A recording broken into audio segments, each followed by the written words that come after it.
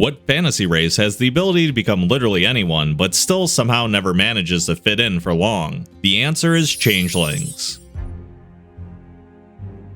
Every fantasy book says that changelings are masters of disguise, but every changeling that I've met seems to not realize that a good disguise blends in with the situation required, instead of simply being the most grandiose persona you can come up with. If you want to be a master of distraction, that's fine, but that just means that you're good at being loud and flashy in various cosplays. A successful changeling has to be able to collect intel ahead of time and practice a few voices to really sell their new persona. Sure, the town guard may let you enter the Baron's Keep as a random noble because your disguise is convincing and your paperwork is in order. But if you leave moments later disguised as the Baron carrying everything valuable from his keep, trust me, they know what the Baron yelling at them sounds like, so you're gonna have to be accurate.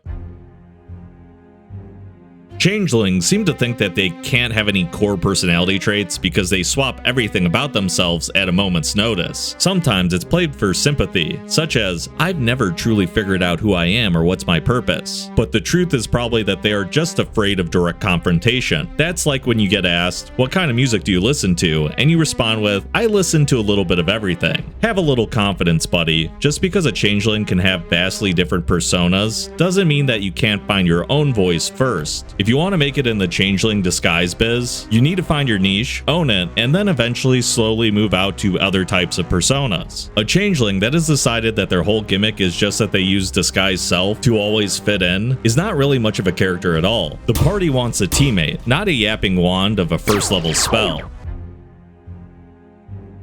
Whenever a changeling is at the table, the Dungeon Master is guaranteed to constantly be on edge. When a new NPC is introduced, there's a chance that the changeling will instantly want to copy their appearance. If there's a new faction that you mention offhand, they'll quickly craft the perfect persona to join as a new recruit. When you have a race that is perfectly adaptable and able to enhance charisma-based character builds, it almost feels like there's two Dungeon Masters at the table throwing new NPCs at each other. The rest of the party better be good at taking notes, because there will be a lot of names thrown around. Have you ever had a changeling that wants to disguise himself as the king, walk up to the king, and then pants them? That is only a fraction of the chaos that a motivated changeling player can inflict upon a campaign. We're all lucky that changelings tend not to hang out in packs, because it would only take like a dozen of them working together to completely collapse your local empire's entire chain of command. Hold on, I gotta write down something for my campaign.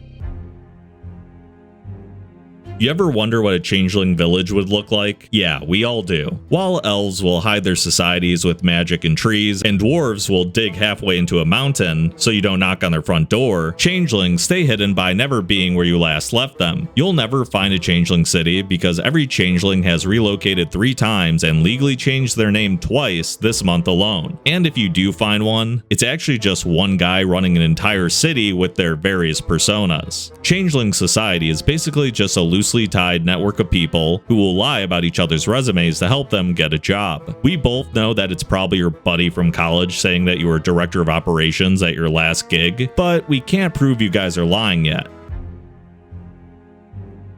Changeling names are interesting because they tend to be only 1 or 2 syllables at most. If you've ever tried to reserve a username for an online game that has been out for a while, you know just how hard it is to get a unique name with so few characters. That means you'll find a whole lot of changelings slapping X's, Y's, and Z's in their name to try and come up with something that is still available. Instead of doing that, I found that the most effective way to name a changeling is to imagine what sound they might make while frightened, and then treat them like some kind of perpetually startled Pokemon. I'd like to introduce you guys to your new party member, Mim, the Meek. He decided to become a rogue because when you're the one being stealthy, it means people are less likely to sneak up on you. Somehow, Mim still manages to get jump scared at least once a session, but at least the noise they make sounds cute.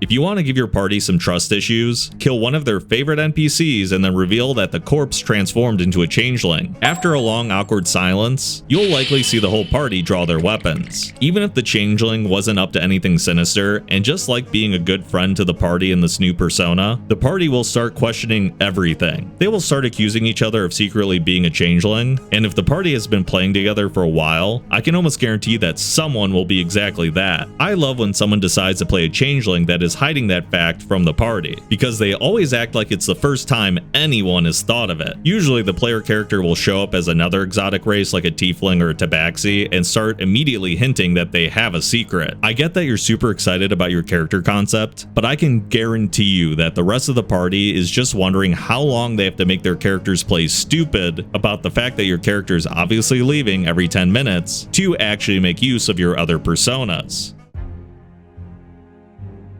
Hey Zill, I'm parched. Can I get an ale and let you handle this last section for me?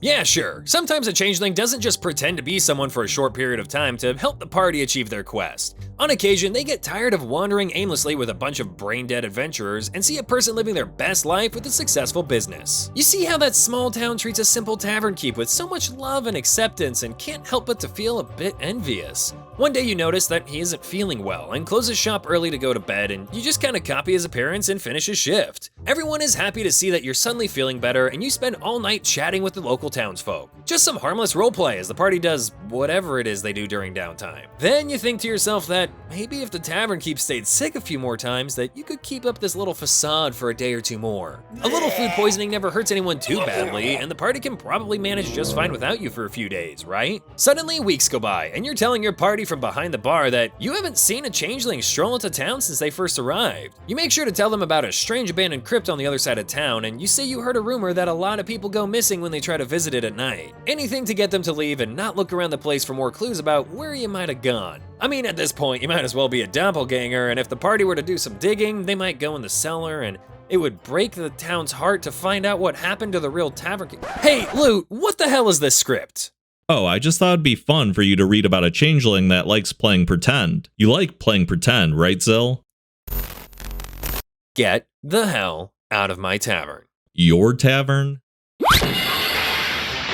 So yeah, changelings, because underneath the personas is just someone looking to be accepted. Sure, the constant lying and occasional identity theft probably ends up hurting more often than it helps, but what's the point of being a shapeshifter if you aren't constantly flexing that ability? It's like asking an Aarakocra to not fly because using it in every situation might piss off your DM, or choosing to not remind your DM that you have dark vision every time you enter a dungeon so you don't piss them off. You and I both know that every time a racial feature can be spammed, it will be spammed. I'd like to think that when times get tough for the adventuring party, a changeling will decide that this is the first time they won't skip town. They can always re-roll their name and face, but the party that they've come to trust will get left behind too, which is something that they've been searching for all these years. Sure, the changeling might flee the initial mess that they caused, but they'll end up returning later disguised as one of the guards coming to arrest the party. That way, later that night when things die down, they can slip you guys a key to unlock the jail cell door. Would it have been better to just not cause a mess? Probably, but then you wouldn't have gotten to try out 2 or 3 fun new personalities. You have to remember that changelings aren't actually consistently good at social encounters. They just have the ability to mulligan a bunch of first impressions until they get a favorable outcome. That is why changelings are fantasy's most socially awkward cosplayers. If you liked the video, make sure to check out my other releases on the channel and subscribe. And if you want to support the channel, you can get 10% off when you use code LukeGoblin at gamersupps.gg. Be sure to try out their AFK sleep supplements. My favorite is Banana Berry Bedtime. It's perfect for any changelings who are having a hard time going to bed,